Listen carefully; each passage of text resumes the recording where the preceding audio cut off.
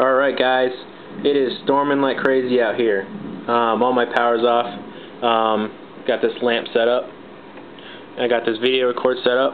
So, I'm going to make a assault video for you. The latest video from Mini Wargaming from the YouTube channel was Dave talking about assault troops. Shooting and then assaulting is always a must. Well, I can see that in a real wartime scenario, but in a tabletop game, not so much. So, I will tell you why it's not a good idea to always shoot then assault Dave or anyone else that's listening. So, right here we got the Emperor's Finest Blood Angels, and we have Assault Troop Blood Angels, bolt pistols, and close combat weapons. Over here we have Smelly Xenos, aka the Eldar. Alright, so we have this Eldar. Looks like they're kind of coming out of some terrain, kind of sweeping around, ready to shoot. Here's some cover. My remote, yes. Alright, so, well, looks like a good distance. I might be able to cover that. Let's say 6-inch mark, maybe like right about here, so another 6 inches should cover it. So, you can't pre-measure. So, I'm going to go ahead and move my troops. Assault Marines, moving up.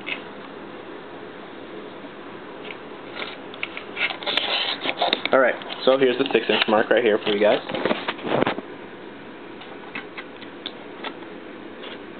So, moving my troops up.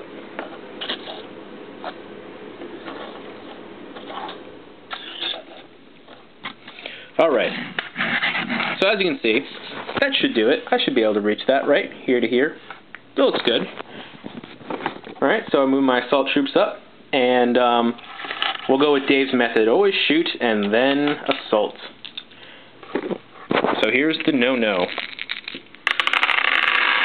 Looks like I got 3 hits here. That was pretty good. Pretty good odds. So by math hammers, I should be able to get 1 or 2 wounds. And as you can see, I got 3 wounds. Alright. So like I said, math hammer, I should be able to cause at least 2 wounds. Alright, as you can see, 2 wounds, 2 failed armor saves. Alright, so already removed. This is the opponent now, because nowhere in the Warhammer 40k rulebook does it say where do you remove from the casualties. So, the opponent is going to move his models. Alright, he removes his 2 models. Now comes the assault phase. Oh, the assault phase. Alright, oh, wait a second. What? Wait, okay, hold on a second. Wait, I can't reach that. Wait. Oh, man. So, I fall short. I end up about right here in my assault phase. Wasn't that where those 2 soldiers were that I just killed? I think so. So, as you can see, the opponent will tactically remove any troops that will rob you of any kind of advantage. That's not cheating, it's just tactics of the game. If I were me, I would do the same thing if I was about to get assaulted. So as you can see, in this scenario, Dave's scenario, to shoot first, assault later, doesn't always work. So you have to be in the know. Yes, you can't pre-measure, but sometimes you can kind of guess that you might be able to make it or not. So here's the 2 troops back. Okay, and they would have made it, right? Here's 6 inches. 6 inches. Alright, so as you can see, it's not always a good tactic to move, shoot, and assault. And in this case, you don't want to shoot, because the opponent will remove the closest victims, the ones that get caused wounds, and have to be removed. Now, you might think it's a dick move, but you probably do it too. I do. I'm not going to let my opponent have any kind of advantage. If it's a fun game, and I think I might be able to take him, like let's say these were like, you know, like a Wraith Lord or something, or Wraith Guard or something, I might remove the back ones and see if I can take out the Marines. But as you can see, these are Assault Marines. Assault Marines are going to have the extra attacks and the extra attacks on the charge. And in this case, if I were the Dire Avengers, I would remove the front 2 models robbing me of the charge.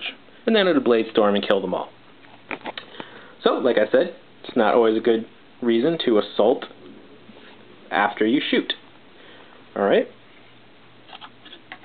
So, put those models back. In this case, don't shoot, assault. You kind of have to judge whether or not you'll be able to make that. That looks about 6 inches, give or take. In this case it is, but you don't know that for a fact because you can't pre-measure. So in this case, you definitely want to hold your shots and then assault. Try to get those guys in there. Alright? So, that's my video. As you can see, if it relates back to my Imperial Guard battle report, the same situation. There was a building here, and there was troops wrapping around the back. There was like maybe 1 or 2 guys poking around the corner, but they were linked because they had a building they could shoot through, and they were trying to get an objective that was around the corner. So in this case, it is the scenario.